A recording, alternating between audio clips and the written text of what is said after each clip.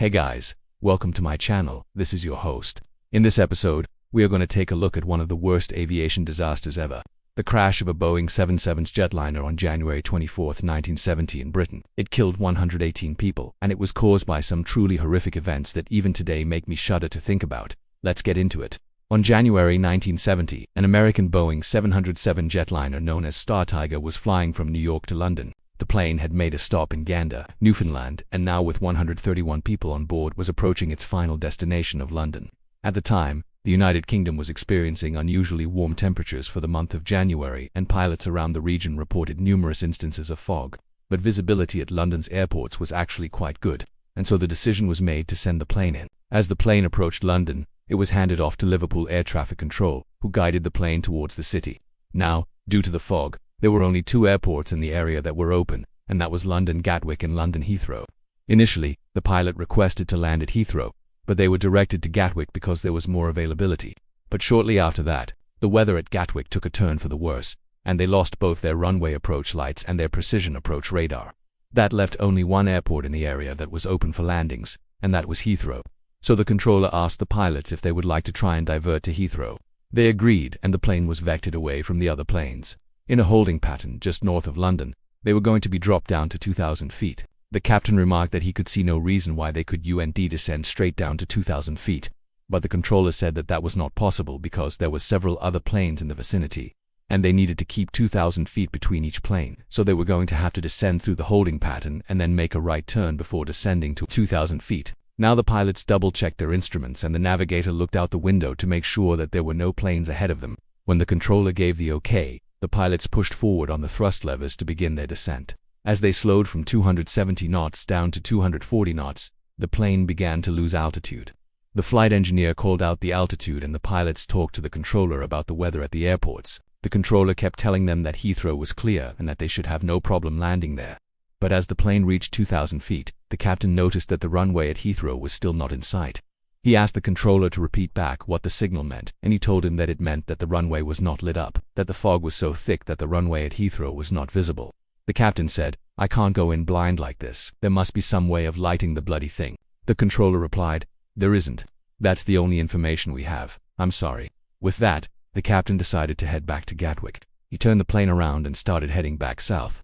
He asked the controller to cancel their approach to Heathrow and that they were returning to Gatwick. The controller responded, "Roger, you're cleared to return to Gatwick direct. QNH 999, wind 270 degrees, true.com. Now, the captain had been watching the other planes descend to 2,000 feet in the holding pattern, and he thought that he should be able to do the same thing, especially since the controller had told him that the coast was clear. He wanted to expedite the approach to Gatwick, so he pushed forward on the thrust levers again, starting to increase power and lose altitude.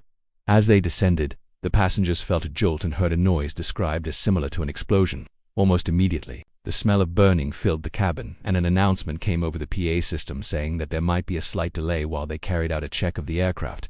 Within seconds, the cabin filled with smoke, and the cabin crew started screaming for the passengers to put on their oxygen masks. People ran for the exits as the plane began to rapidly lose altitude. By this point, the pilots were fighting to gain control of the plane. They knew that they were too low and too slow, but they couldn't figure out why. Then the captain saw a light in the distance. He turned the plane towards it, and they lined up with the runway. The plane touched down hard and the nose landed in the mud at the side of the runway. The wings separated from the plane and the fuselage skidded along the ground until it came to a stop. Flames engulfed the plane and the entire thing was a fiery inferno within minutes. 118 of the 131 people on board died in the crash. But how did this happen? The answer is pretty horrifying. You see, when the pilots were in the holding pattern, they had failed to engage the autopilot. That meant that they were manually controlling the plane. But without the use of the autopilot, the plane wouldn't be able to maintain altitude. The pilots were essentially fighting to keep the plane in the sky, and during that struggle they accidentally put the plane into a dive. That's why they were losing altitude faster than they expected, and that's why they were slower than they should have been.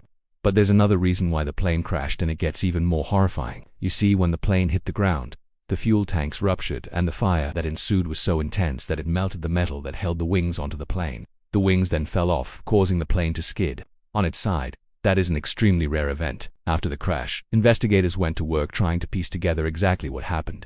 They discovered that there were three separate malfunctions that contributed to the crash.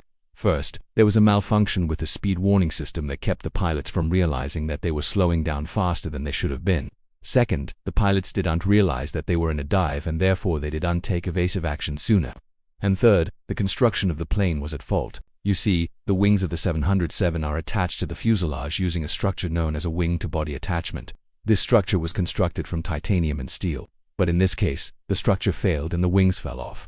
Now, normally, when a plane crashes, the wings don't fall off. That's why it's so rare.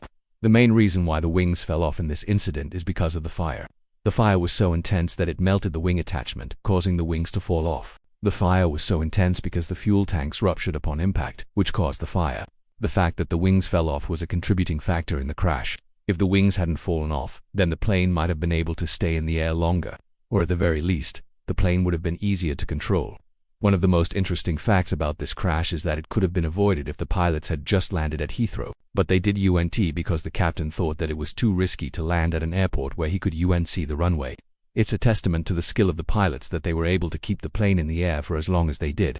But it also goes to show that sometimes the safest course of action is the one that seems the riskiest. That's all I've got for you guys. What do you think about this crash? Let me know in the comments below. If you want more stories like this, then make sure to subscribe to get notified when I upload new videos. Thank you for watching. Stay safe.